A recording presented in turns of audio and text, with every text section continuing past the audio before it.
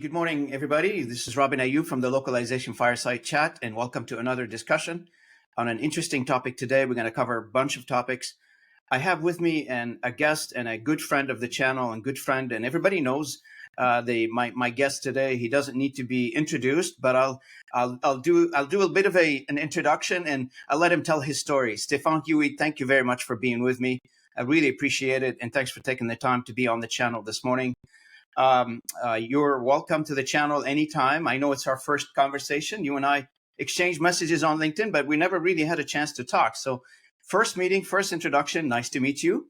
And finally, we have a chance to meet each other. I feel like I'm with a celebrity this morning, so it's a big honor. Thank you for having me. Same here. I guess two celebrities talking today, so that's good.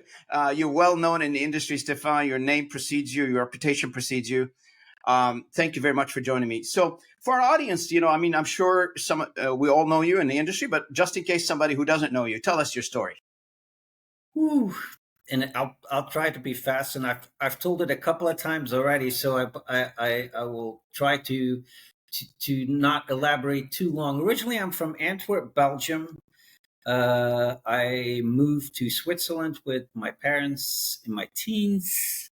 That's how I kind of got involved with languages in the first place. I spoke Dutch at home, English in school at an American school in Bern, and French in my everyday daily life, just living in Switzerland. And my school was in the German part of Switzerland, so those are the four languages that I ended up effectively speaking. And then I moved via Greece and the Caribbean to the United States in '93. What else? Yeah, and then I ended up tumbling into localization by accident, really. Maybe it wasn't that big of a surprise with the language that I speak, but it wasn't until the end of the '90s that I had a conversation with a friend of mine who just had started working for a company called eTranslate. They later became translations.com, and they're now part of TransPerfect. And she was telling me the story how she was looking for somebody to come help her out, starting the French office in Paris. And she needed somebody badly who was fluent in English and French. And the more we were talking, I was like, hey, maybe I could come help you out. And like 2 weeks later, I was in Paris. And working my first localization job. And that's how I ended up being a project manager. I'm originally somebody that started in operations and then ended up in sales and marketing for other companies. But that's my story in a nutshell. So how did you ended up in the US, though? You haven't transitioned to the US? That's a chercher la femme question. I was living in Martinique for a half year, 3/4 of a year, doing a tour guiding job there, and I met a girl from San Francisco, and that's how I ended up in San Francisco. That's the story. I'll save you the details on that, Robin. It's much too juicy for. Hey, maybe the details that the audience are looking for at this point. Yeah, I don't know. And anytime there's a story like this, people are, tell me more. But anyway, for the sake of the time, I guess it's all happy coincidence. I'm sure everything worked out. Your success story now. The rest is behind us, and there's a lot of future ahead of us. So yeah. So when we originally, started conversation, I've noticed that you've written on a lot of interesting topics regarding the industry. So you produced a lot of good pieces of content in the industry that it's actually, makes you think in a lot of ways about how you address a variety of topics. So I've got a few of them, and this is based from your own writing. So I'd like to explore them a little bit. We have several of them today, so I'd like to cover. And hopefully we have the opportunity to cover all of them. But let's get started with localization-led growth. What do you mean by that? And if you can encapsulate or unpack it I know it's a large topic, but if you can encapsulate in a few minutes, that'd be great. So it's really interesting because I was asked for the TBO Talent Forum to present a keynote on the true impact of AI and localization. And AI has kind of been a leitmotif for me in the last couple of years. I've done a lot of writing about that. So it was a prime occasion for me to kind of review all the things that I'd written in the past year or so. And one of the ideas that really came to mind was this localization-led growth idea, which was based on the product-led growth uh, principle that you can see in software, and that's been so successful in the last couple of years. And I started putting this together kind of as an ad hoc inspiration. And then a week or two before we had the actual presentation, I was meeting with the panel, and I was a little anxious about it because it was a concept that I'd kind of doctored up in my head. And to my big relief, it really resonated with the panelists. We had Julio Leal from Spendesk and Sung Cho from Amazon. And I'd given them a list of topics to review and given them some questions that they could decide on whether they wanted to participate in those questions. And nobody had circled the localization-led growth topic, and I had interpreted that as, maybe I'm off in a direction that doesn't make any sense.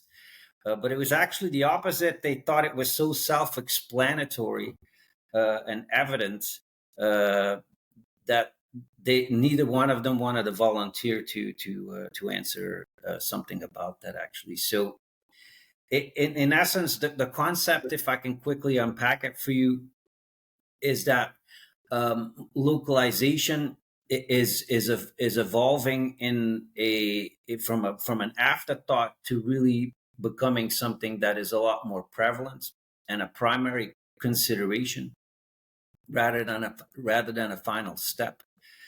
And in software, we're already familiar with this concept of product-led growth, building the wagon as you ride it, so to speak. As soon as you have a product ready that can be rolled out, one of the ways you can learn about it and perfect it is by letting users take part in it and give you feedback.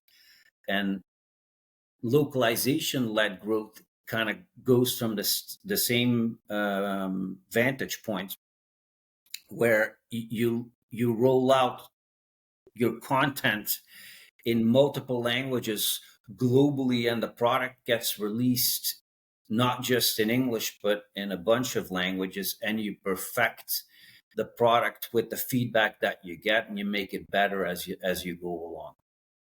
So, am I to understand that when we are talking about localization-led growth, the fact it was before? I mean, we went through so many stages in this story, because we would go from 30 years ago, and I just dated myself. Sorry about that. To I think I'm in the same boat, by the way. I'm not that far behind. For somebody to say, you can't speak English, you can't buy our product. Now we are saying, no, let me translate it for you because I want to make sure that it's global. So English first, then other languages after. From what I'm hearing you say, it is all languages go out at the same time, help perfect the product. So are we from a growth perspective, this specific product, are we enabling? I'm just trying to visualize this. We're enabling the customer to have a first-hand experience on the product in their own language, in their own demographic territory, etc. Rather than and we're driving the growth by releasing the product in all languages at the same time, rather than to try to release it in English and then add languages on in layers. So there's another dimension to that, Stefan, the dimension of policy. So I live in Canada, obviously, and there are many other jurisdictions around the world similar to Canada, where some people, like, they feel some demographic, they will feel like a little bit negative about, releasing something in one language but not releasing it simultaneously into another, and Yeah. it lends to the thinking, and it's rightly so. Are we not as important as the other demographics? And Yeah. you hit a nail on the head here when you said simultaneously to all the other demographics. I think not just from a product growth perspective, but it elevates, or it lifts the other demographics to each other's levels, if you will. Yeah. It's it's the story that kind of ties in with the Scott Schwalbach said something a couple of years ago in a panel discussion I was involved in as well, in which they were talking about linguistic QA and trying to get everything right linguistically, and how in his group at Amazon, they actually, because it's internal content that they produce for educational purposes, they actually don't try to get the content 100% correct linguistically anymore. What they do is they roll it out as fast as possible, so without any delay in all the languages, and then they have feedback mechanisms and triggers that might elevate a particular piece of content to be further reviewed by humans. So the emphasis is really on getting the product out, localized, and letting the users be the feedback loop, so to speak. And that can be both on an actual feedback level, where somebody leaves a comment and says, "Hey, this sentence doesn't sound right in French, and you should be reviewing that," and also an engagement. In his particular group, the way he was explaining it is that from a data perspective, they can evaluate whether engagement is going up or down, and based on that, they can go into a further review of the linguistic aspect of the content as well, if that makes any sense. Yeah, it does make sense. Thanks for explaining that. I appreciate it, Stefan. Now, the second topic that I have, if you don't mind addressing, is the language operation, so lang ops, and as you called it, a new paradigm in global expansion. I'm assuming they're related. Yeah, so this ties in perfectly. Obviously, LangOps is AI related as well. It comes from the concept that as where in the past communications were very one directional.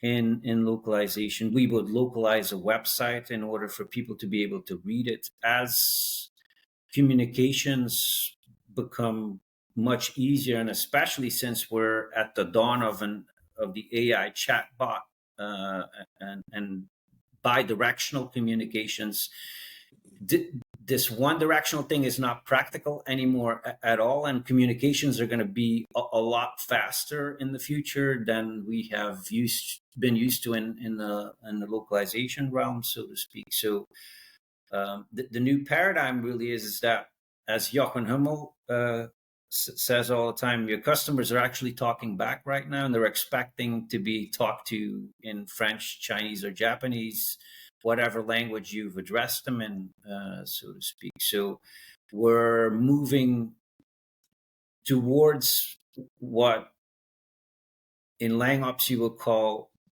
language factories, in which content gets produced instantaneously, and things are a lot more AI driven, so to speak.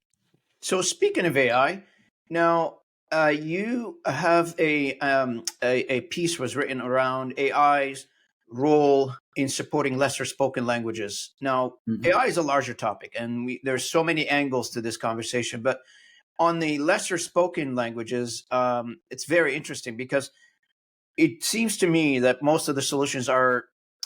This is just me, looking at the amount of data that's out there, either in people conversations or posts on media, etc. They seem to be focusing on, let's say, the top 10 languages around the world, and the solutions are always geared toward those top languages around the world. Yep. But you've got like few hundred other languages that people are, I don't know if we're focusing on or what is the issue there, that we're not addressing them. Like, I feel like we're in Canada, for instance, there are some Aboriginal languages that needs to be resurrected, like they're disintegrating, but they need to be lifted up again and put back on the visible screen, if you will. Is that what you're trying to address in that AI piece that you've written? Yeah, so I actually wrote about it in my AI and Loop newsletter, which is quite popular. I put out an article this morning that talks about the lesser spoken languages and the opportunities. It's one of these opportunities. I believe that for localization, the future can be really bright if we can adjust, and we can take some of these opportunities that have been given. We can play a really important role, I believe, in helping the lesser spoken languages survive. Part of the challenge for AI developers with these languages is that they depend on data. You need data in order to train your large language models properly. And I believe that LSPs in particular probably have the most data in some of these lesser spoken languages.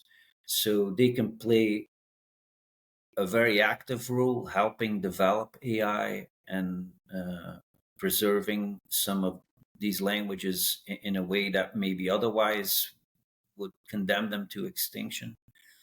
I think that we can do it in several ways. First of all, we as language service providers possess data, and we know that the AI developers need data in order to train their large language models. We also have the connections and the technical know-how to consult with the AI houses and teach them about some of these languages as well. So I think there's a potential synchronicity there that allows us to be involved and give us a noble cause, so to speak, to pursue in this regard. And there are some applications being developed in that regard as well. Like, I interviewed somebody on the channel a few months ago now, when I want to say about 3-4 months ago now, and that individual is an entrepreneur who started a new company, and it's primarily focusing on taking Hollywood video movies, etc. So they're normally dubbed to, let's say, the primary languages that I just mentioned earlier, the top 10 languages around the world. But this individual is focusing on the sub-Saharan languages, Indic languages, minority languages, where you were not going to get a big large studio house to dub the new Top Gun movie to that language. So, and it's pretty cool. They're using AI for it. It's amazing what the new technology is allowing us to do.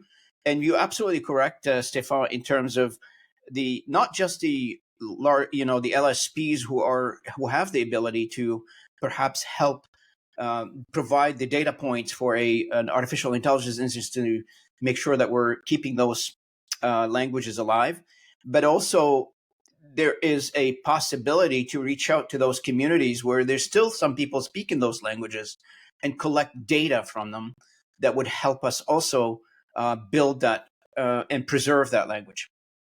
Yeah, and then the last thing that I almost forgot to mention is we could probably help with the creation of synthetic data as well, and be at the helm of helping make data, so to speak, that doesn't necessarily exist because of the exposure we've had as language service providers. Yeah, correct. I mean, synthetic data is good to have, but you would agree probably natural data is the way to go. But if you don't have it, of course, you're going to try to create something using technology. Yeah. So speaking on the staying on the AI, and I know I've read your comments or your piece on the New York Times lawsuit, and you called it a turning point for AI and localization. What's your context there? Why is that? Well, I think we've kind of jumped into this AI bath with without taking into consideration all the implications up front. And I believe that this lawsuit is but the tip of the iceberg on what's going to happen from a contention point of view with content. Of course, it's not always easy, I think, for entities to prove that their content was quote unquote stolen from them. But in this particular case, and maybe I can give some more background to the viewers about this before we elaborate. So this lawsuit came to be because the New York Times claims that OpenAI not only used their articles to train the large language models that then made up GPT, but they also weighed that content so heavily that when users would ask ChatGPT certain questions, the answers that were generated by the large language model would almost be verbatim what was in the New York Times articles. And so the contention here is, or the New York Times is saying, if you're going to be using our data in that sense, then you are dealing with intellectual property. And this is beyond the fair use doctrine. All these AI houses, they are now hanging their hat on the legal principle that the content that they're providing was scraped from the internet, and it is content that is quote unquote up for fair use. And thus, they don't owe anybody who's written the content a penny. The New York Times obviously is contending something quite different and is now asking a piece of the action. What's weird a little bit about this story is that at the outset, I believe that the New York Times has been working with Microsoft and OpenAI to provide this data and provide the content freely. So they're not completely blameless either, I think. But there's a lot of money involved, and I assume that this lawsuit is not going to be the last one that's going to be brought by a provider that has a lot of content and is going to want a piece of the action. So, what does this really mean for AI and beyond AI for language service providers that are implementing AI solutions? That's the big question. So the question. Who owns the data? It's not unlike, the age-old conversation we've been having about translation memory. Who owns the translation memory? It's always been the customer.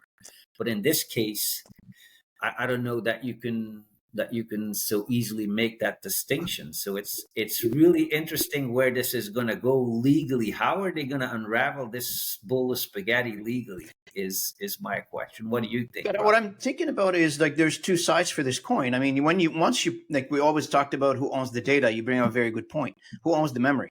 That's the kind of question that always come up in the localization world.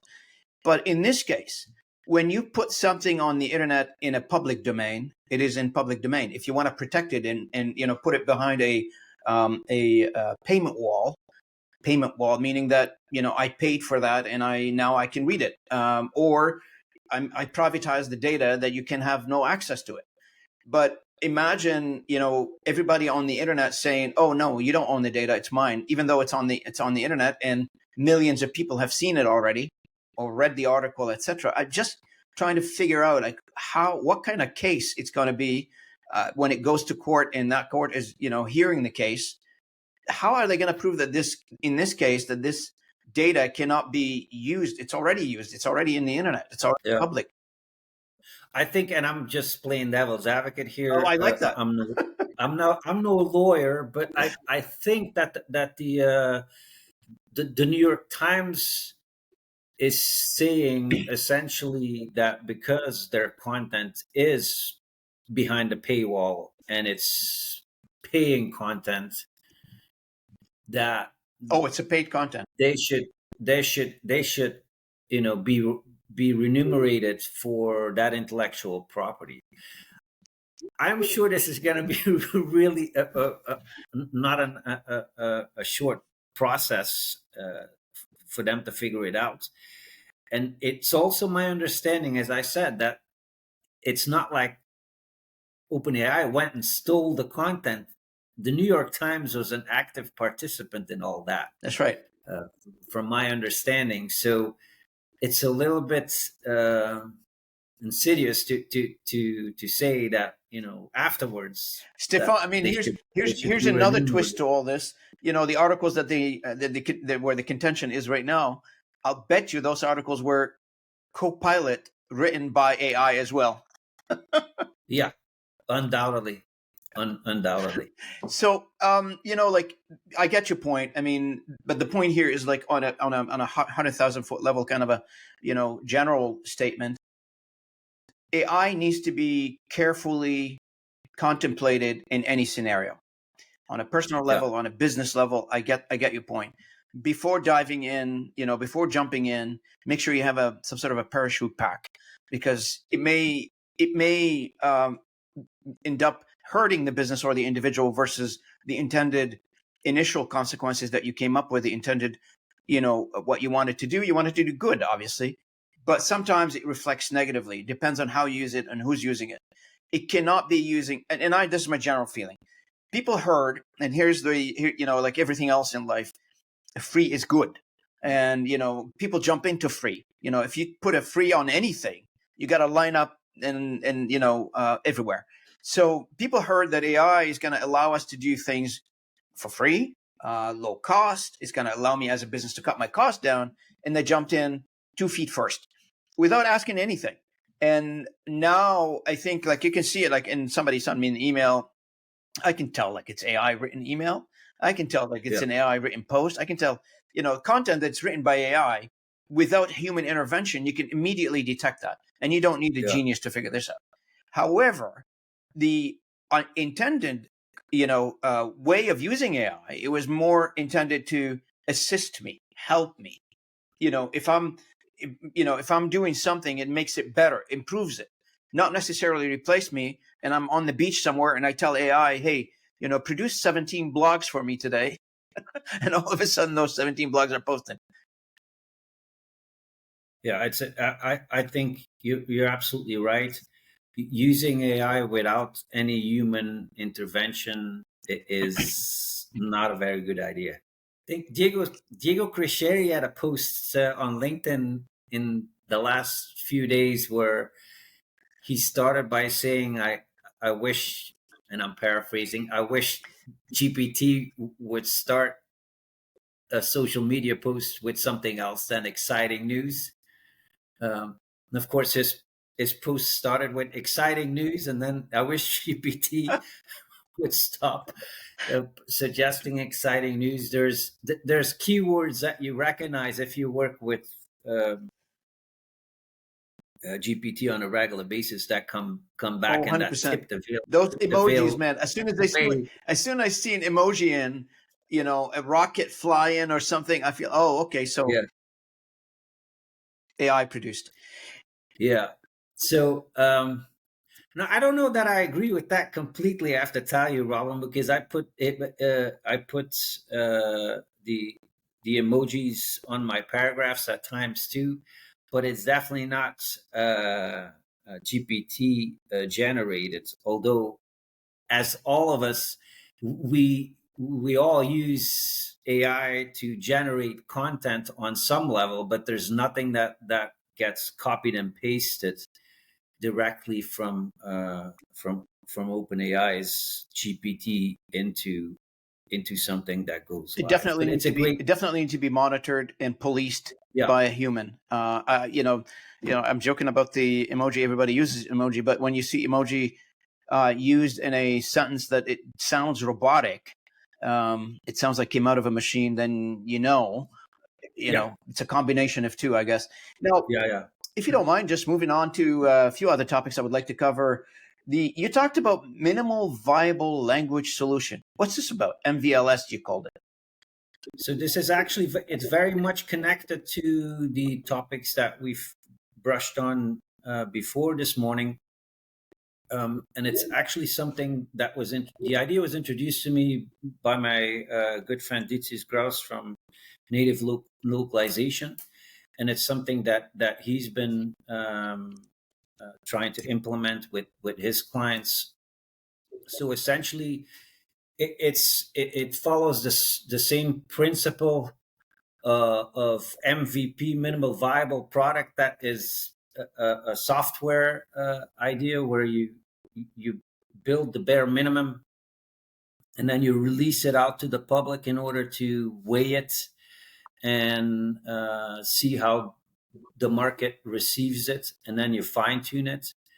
So in that sense, minimal viable language solutions indicates the same thing. Rather than to translate everything and try to finish a completely localized entity at the outset, start with the low hanging fruit and where you know that you're going to be having the most efficiency and strategic focus, releasing translated or localized content. And by measure of efficiency there and the feedback that you get, you decide whether it's worthwhile to continue with the localization or change your strategy in that sense. And maybe, obviously it's an AI driven principle as well, where you most likely release a lot of the content with an AI pass, and maybe you wait for feedback in order to perfect certain things, and get humans involved to do the post editing while the product is already in review by the people that are using it. Does that make sense? Yeah, it does. It does make sense. Now, okay, you do the bare minimum at the front end, but over time, do you continue, or you measure the outcome and then you continue? Yeah, I think it's all connected with measuring and evaluating, or the advances in measurements and evaluation that the current technological capabilities give us. Are we into a discussion of outcome-driven localization versus localization? I think that's for the first 2-3 topics that we talked about. It sort of talks about outcome-driven localization. Yeah, Basically, I'm not just translating for the hell of translating. I'm actually translating because I'm seeking an outcome, either a new customer or selling more or yeah. improving productivity, or however you want to measure it. I really like that terminology. I'm gonna make sure I write that down because it's a really good term you point there. Outcome based localization, I think is a great way of encapsulating all of the things we've talked about this morning. We we have the ability to be a lot more deliberate and personalized going forward. As a matter of fact, I think it's always been one of our aims in localization to be personalizing content. And for the first time, we have a technology that allows us to personalize the product in an almost immediate way that never was available before. Either it was not budget friendly enough, or it was not fast enough. And now both of these barriers are being removed, and our customers have the ability to present a product that can be a lot more personalized and speak to the individual customer. And we can measure along the way what the results are, whether something is working or not. And I think that's a fundamental difference that is coming to life now as well, is that we have a lot more direct feedback as opposed to where we were in the past to enable us to do it. 100%. Now, before we dig into the other topics, I really wanted to ask you this before we started the conversation. As soon as I started thinking about our conversation and, getting together over this podcast, I'm interested in your view, in general view, like regarding the industry. So where do you think, in your view, the industry is at now? And where do you think the industry is going to be not 10 years down the road, but 5 years down the road? Because I don't have a crystal ball, and nobody does. Me and you speculating. One of the things that I highlighted in my keynote this week was this one of the first computer predictions about the evolution of the world, and it was recorded in 1966. It's one of the first computer programs that put out a prediction as to where humanity would be, and they were actually predicting that we were going to go extinct by the year 2040. So it wasn't a very positive evolution. I think that some of the dynamics in our industry still have to be uncovered because things are moving so fast. However, there's a couple of patterns that I see that are really encouraging to me as far as the thriving of the localization industry. I think a lot of there's a lot more content that's going to be translated than in the past because of these new technological abilities. So there's a huge amount of content that traditionally would not get translated and localized because it was time sensitive, because it was too expensive. All the reasons that we've talked about already. And now we have an opportunity to help our customers with that content in a lot more efficient way. Yes, a lot of the content translation is going to be automated in the future, but there's going to be a segment remaining that will involve human interaction. So I hear this constantly from translators, how they're worried about not being able to make a living anymore. I don't see it that way. I think the role of the linguists is going to change fundamentally, and they will become more post editors than translators from scratch. But it's not like a kid that does complex math with a calculator.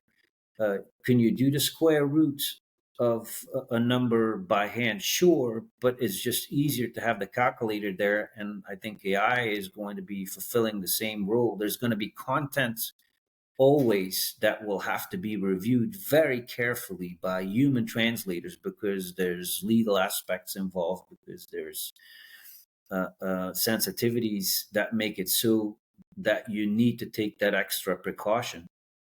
And at the same token, there's going to be a huge amount of content processed that in the past didn't even come up for consideration to be localized. So I think those two things, those two tracks can exist at the same time. And I think the future is bright for the localization industry to stay involved with language-related activities, but also to evolve and play different roles, maybe that we haven't even thought of at this point because it's difficult to anticipate. But I think we have to adjust and adapt our modus operandi with the times. There's no doubt about that. Things are changing, and we have to evolve. I have several thoughts on this one, if you don't mind. One is sure. I'd love to know. One is the localization industry needs to think of itself not an isolated industry anymore, but part and parcel of the knowledge base industry. So we used to be, as you mentioned earlier in one of your comments, you mentioned that translation used to be an afterthought. If you have a content somewhere down the road, you decide to translate. Oh, I need to translate it. So we're sort of like the last piece in the knowledge base industry. If you draw it as a workflow process. Now, I feel like we are a lot more integrated we need to be a lot more integrated in a knowledge base industry as a service, intimately integrated. And how do we do that? I think we're going to be a lot more data-driven industry than a transaction-driven industry in the future. And one of the topics that I just always comes to mind is, the ability now, and I love your opinion on this one, the ability now that we have as technology is becoming more and more available to produce content in native languages. So I can come in and I can do a post in 10 languages if I want to, natively using generative AI. Yes, I can edit it, and I can make sure that it's, not necessarily 100% accurate, but I can get to 95% accuracy without using any human in it. How is and I know, like a lot of people would say, oh, this is going to be the end of localization if we start talking like this. But I mean, I'm not going to be the one who prevent this, because technology is there already. People are using it already. But we need to adapt to that technology. There's a bunch of services that we can offer. You mentioned earlier the translators, and I'm having those conversations with translators as well, telling me, hey, the world is over. I'm going to be replaced with AI. And I'm thinking, no, you just need to adapt a little bit and use AI to your advantage. We're still talking as an industry about 2,000 words per day as a standard productivity rates. I mean, with all these technologies, we're still talking about 2,000 words per day.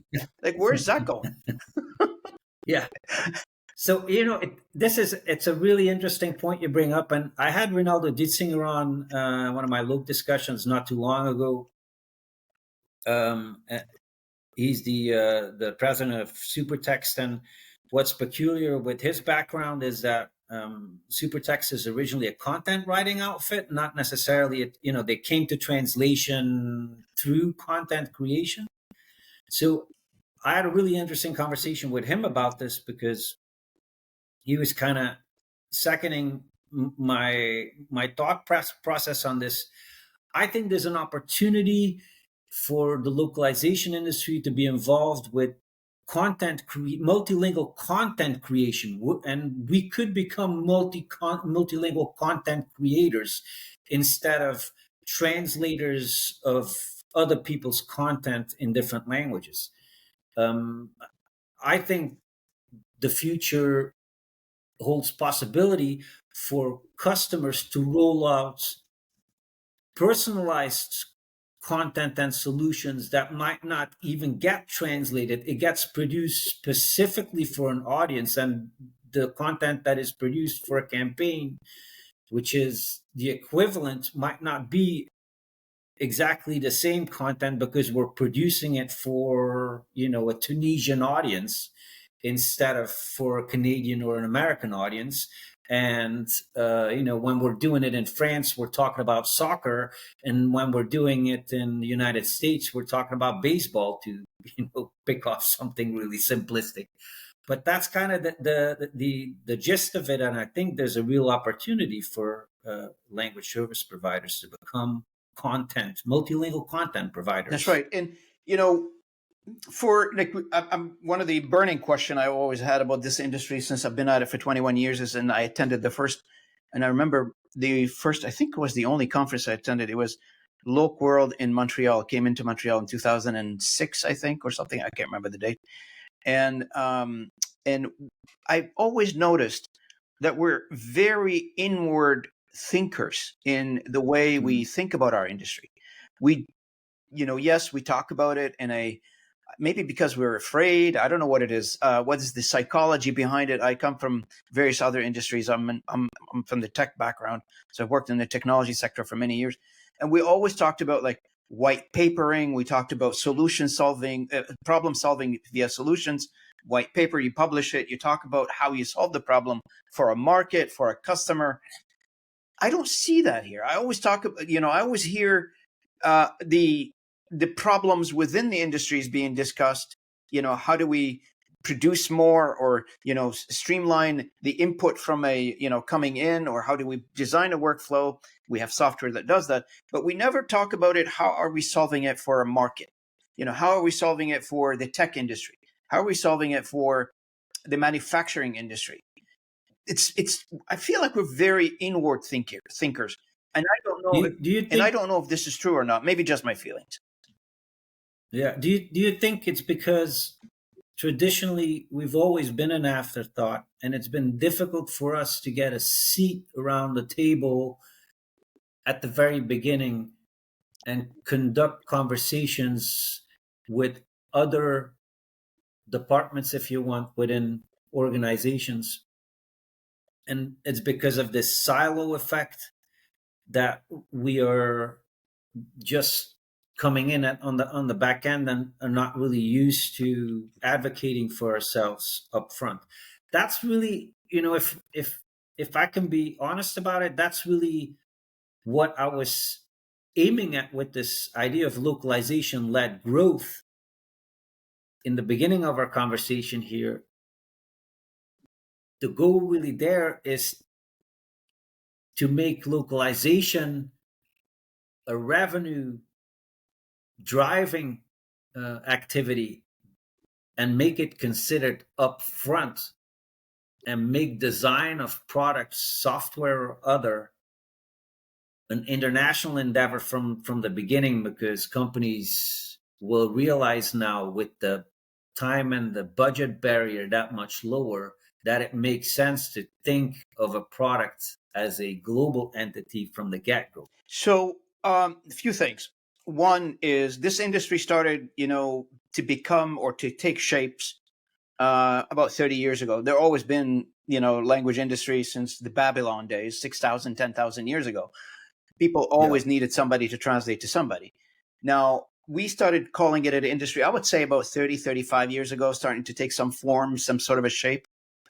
And immediately, right within that time frame, and if you look at the economics of our industry does not exist because we're philanthropists, right? It exists because we're business people, and business people need to do two things: generate revenue, generate profitability, right? At the beginning, profitability was high, things were going well, and then the commoditization discussion starts to happen, and you can see it as a phenomenon. The price pressure started. Everybody went from being a professional, having this conversation, and I've had this conversation many times. A translator is equal to any other professional, lawyer, doctor, etc., because they went and studied, and rightly so, the same amount of academic years, the same amount of qualification. Why not? Should not be considered as any other profession. I think the industry shot themselves in the foot by competing against each other too much and driving the price down. And then the economics are not working out. So let's figure this out now. So it's starting to become, we created a problem and trying to create a solution for it by talking about how we solve productivity issues, profitability issues, but we're not really focusing on what started it to begin with. That's my point. Good point. I don't know. What do you think? No, I think you're spot on. It's a systematic thing that we have brought upon ourselves, and now we have an opportunity. I believe, though, to get out of the conundrum and be part of the bigger picture with the evolution of technology right now, I believe. And the evolution of technology, which is very important, bring me to the last point that I would like for you to address. And I've had a podcast on this one a few days ago, and I recorded it. I haven't published it yet, but balancing AI innovation with a human expertise. Can you address that? Yeah, I think we're faced with two things that are not multi-exclusion, that don't exclude each other, so to speak. We can be super efficient with new technology and still be reliant on human input. As you noted already in our conversation before, it's really difficult to let large language models operate on their own entirely. They hallucinate. Uh, they can be a liability from a content creation point of view. They definitely need to be monitored. And so we need to adapt to new methodologies and workflows that make sense for the language industry in that regard just the same. So, and balancing it out might not always mean the same thing for different workflows. There's going to be instances in which the content can be localized without much human input, and there's going to be other instances where we really need to monitor it carefully and get more people involved. It's an ongoing process, but anybody who's involved with AI on a daily basis, like I am, and I assume you are too, Robin, knows that we cannot let it operate independently entirely. So there's lots of opportunities to balance this out and to keep people involved in the localization industry, but also improve our output tremendously. Obviously, where you brush up on the 2,000 word per day idea. We're a long cry away from that. I think at this point. So it's, to me, it sounds like, I always make the comparison between, the autopilot on a Tesla, for instance, on a Canadian highway, straight highway, 10,000 kilometers long from one coast to coast. You put an autopilot on, unless a moose cross over the highway, you're safe. Nothing's going to happen. The car will drive you to where you're going. But I imagine if you do the autopilot thing on a Tesla in the middle of downtown San Francisco or Los Angeles, you are going to have issues. Yeah, it's more dangerous for sure. Although Elon Musk probably would have something to say about that, and might not necessarily agree. I know Tesla is doing a pretty good job at making those things autonomous, so to speak. But I agree with you that bad things are going to happen if we just let it operate entirely on its own, and so we have to put contingencies in place in order to prevent that. So one thing we didn't cover, and I can't help but cover this one. So we talked a lot about what our industry is doing about AI. What do you think the market wants to achieve with AI, in your opinion? Like the consumer of our services, what are they hoping to achieve with AI, do you think? I think AI is permeating everything at the moment, not just the localization industry. It's bringing the same efficiencies in many other industries. It's doing a lot of coding. I'm under the impression as well. I can't open up my Twitter and not see posts about it writing Python code. Oh, I've tried it. I've tried coding with it. And what were your pretty good. I wrote I wanted to do an automation in what was it? Microsoft related application, and I wanted to write a Visual Basic macro. So I went to GPT-4 and I told it what I wanted to create, and created the code for me. Now, if somebody who understands codes, I read the code and it looked pretty good. There were some parameters I have to change, so I changed them. And I put it in the Visual Basic module in Microsoft, and I ran it, and it runs perfectly. Now, if I would have to actually, go back 30 years ago and try to learn my coding days, it will take me forever. This one is pretty easy. Now, mind you, it is a small sample of less complicated ways you can use it. At least for my sample in project that I was involved in, it worked. It's a productivity enhancer without a doubt, and I experienced this myself. I have a background in database development, and whenever I'm running into a database issue now, I just go to GPT and I ask what the solution is by prompting it. And while before maybe I would be scouring the internet for user groups and people that have run into a similar issue. Now I can actually ask a very specific question and get a very specific answer back. That's nothing short of mind blowing. I was in a podcast with Konstantin Dranch from Custom MT a while back, and he challenged me to make a custom GPT that would be an LQA, and we laughed it off in the event. And I went into GPT and spent literally 20 minutes prompting my way into it making a custom GPT. I can send you the link, Robin. It's simply amazing. You put in a source text and a translation, and it gives you a 7-8 points full report of whether it's culturally appropriate, whether there's any mistakes in it, where it could be more fluent, you name it. It's absolutely mind-blowing. So, it's an absolute productivity 100%. Enhancer without 100%, a doubt. 100%. Hey, listen, I want to thank you for your time today. Sorry, we're coming up to the time here. I appreciate it, Stefan, for joining me. Always, well, it's my first time, and I hope you make a point of coming back. You're always welcome to the channel anytime. I know today we had we're gonna have a real coffee. We're gonna have a real coffee for sure. I can't wait, man. I can't wait. I want to see you. I want to see you. I want to hang out with you. We seem to be like-minded. I want to share some more ideas. I know we only have 1 hour today, but I wish you lived a little closer. I live on one end of the continent. You live on the other end of the continent. I hope we can get to see each other at some event, someplace, and spend some time together. You're a very good person to get to know. You're full of expertise that I encourage our audience to reach out to you and find out more about what you can do, what you can offer to them. And I hope our audience will take me up on this and reach out to you. Stefan is not hard to find. He's all over LinkedIn. And if you go to LinkedIn, you are going to see Stefan. I can guarantee you that. Thank you very much.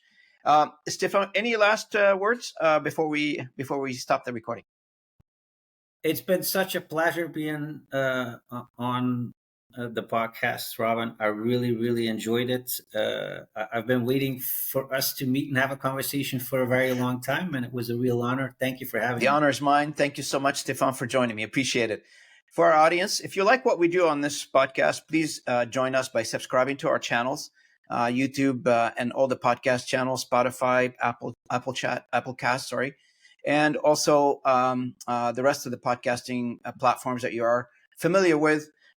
Please join us. Please participate in this conversation by commenting on our content and sharing the content. I really appreciate it. Thank you so much. Appreciate it.